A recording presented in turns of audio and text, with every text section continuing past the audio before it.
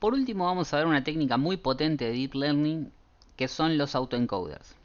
Son arquitecturas de redes neuronales de aprendizaje no supervisado compuesto por tres elementos complejos.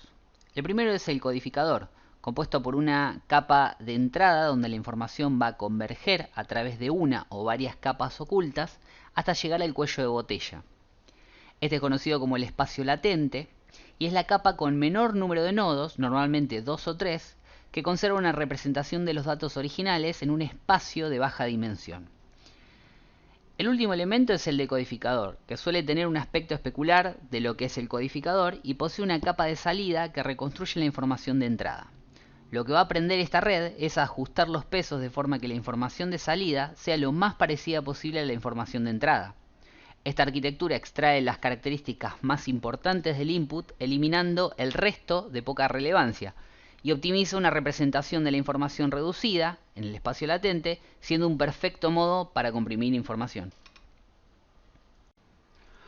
Bueno, muy bien. Esta parte de autoencoders la vamos a hacer en Python, debido a que tuve unos inconvenientes para poder instalar lo que sería Keras con TensorFlow, ¿no? Las librerías que se utilizan para este análisis de redes neuronales. Y así que bueno, aprovecho que ya lo tenía en Python y lo vamos a utilizar, pero sepan que el uso de estas librerías son muy parecidas en ambos lenguajes, con lo cual sirve a modo de ejemplo que lo veamos aquí.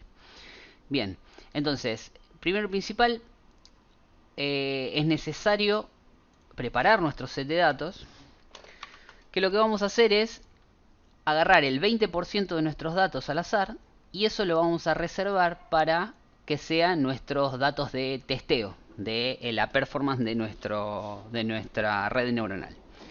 Y el otro, el 80%, es el que vamos a utilizar para entrenarlo. Muy bien. ¿Qué tipo de estructura vamos a utilizar? Vamos a utilizar un autoencoder de lo más sencillo posible, ¿sí?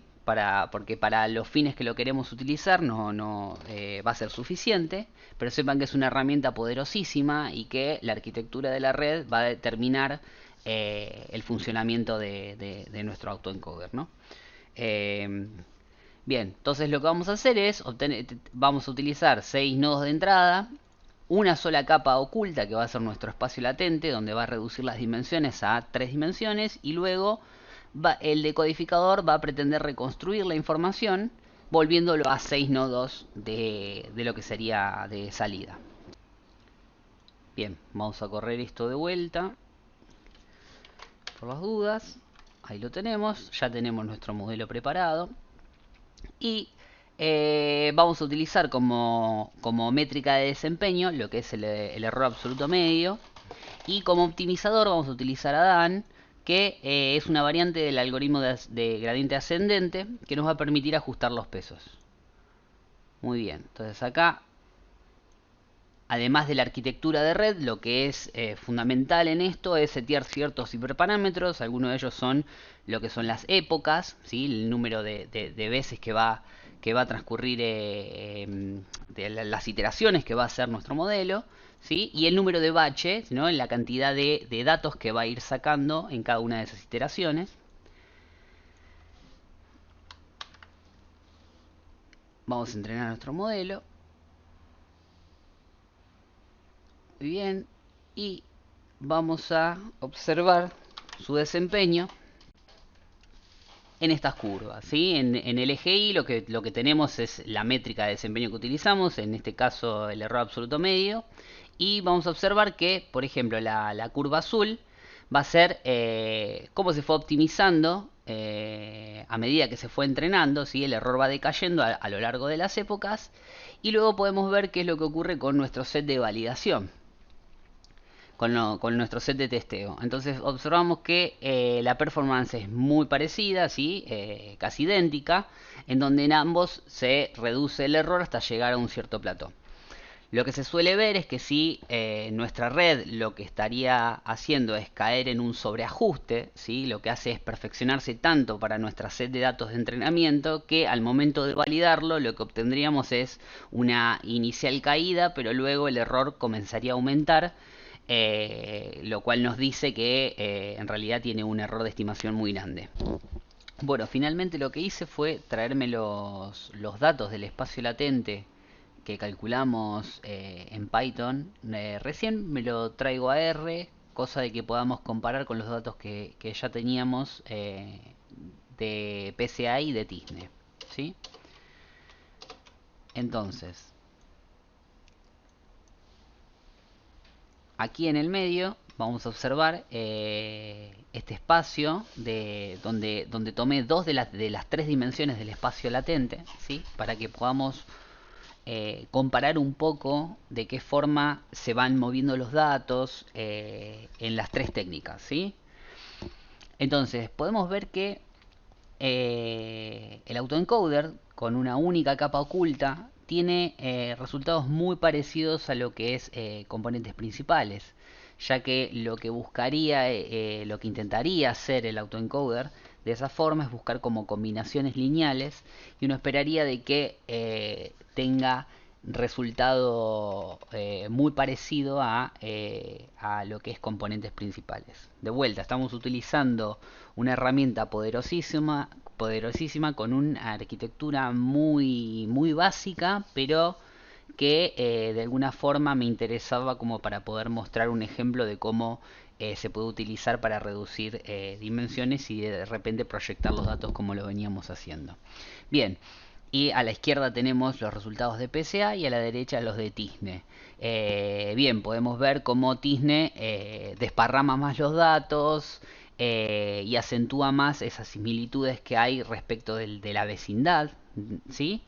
Mientras que acá podemos ver que en el medio de la proyección del espacio latente que estábamos viendo hay mayor número de Pokémones, pero hacia la periferia empezamos a encontrar ciertas relaciones que también veíamos en PCA. Por ejemplo, aquí tenemos a Mewtwo, Gengar y Alakazam, que estaban más bien apartados de la densidad grande de Pokémon, y los tenemos por acá arriba en el espacio latente, ¿sí? Sin embargo, si buscamos a Mewtwo en Tizne, lo tenemos por acá arriba, más cerca de Charizard, Blastoise y Venusaur, que tal vez tenga que ver más con lo que son Pokémones más poderosos, por decir así. Y por otro lado, si bien se ve muy poquito acá, tenemos lo que eran los Pokémones bichos que habíamos hablado antes, ¿no? Caterpie, Weedle, Metapod y Kakuna, y tenemos un Magikarp por aquí, y fíjense que esta estructura se respeta aquí en el espacio latente. Pero bueno, si observamos vamos a encontrar diferencias, porque de vuelta, lo que tienen las redes neuronales, que tienen este comportamiento medio de caja negra, y lo que va a pretender hacer en el espacio latente es calcular un vector que va a tener como la información mínima o reducida para poder reconstruir la información de entrada. Por último, dentro del campo de las neurociencias se está haciendo uso de este tipo de arquitecturas. En este trabajo utilizan una variación del autoencoder tradicional que se denomina Variational Autoencoder o VAE. La principal modificación se encuentra en el espacio latente. Este sabemos que es un vector del cual desconocemos qué tipo de distribución respeta un conjunto de vectores posibles. Con lo cual, el Variational Autoencoder lo que hace es presuponer que los datos pueden provenir de una distribución normal, con lo cual tenemos una media y un desvío. Y la idea es que el VAE se vaya optimizando, no solo siguiendo la discrepancia entre la salida y la entrada, sino que también teniendo en cuenta la divergencia de Kullback-Leibler entre la distribución normal y la real. En este trabajo realizan registros de imágenes por resonancia magnética funcional en sujetos mientras miran una serie de videos.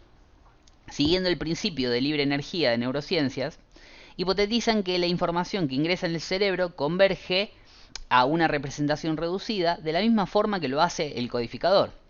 Finalmente, ajustan las imágenes cerebrales obtenidas al espacio latente del autoencoder y de esa forma decodifican la información con la idea de poder reconstruir las imágenes observadas por el sujeto. Esto les permite predecir incluso correlacionando la actividad cerebral entre sujetos, sugiriendo que hay zonas de convergencia de información conservadas en el cerebro humano.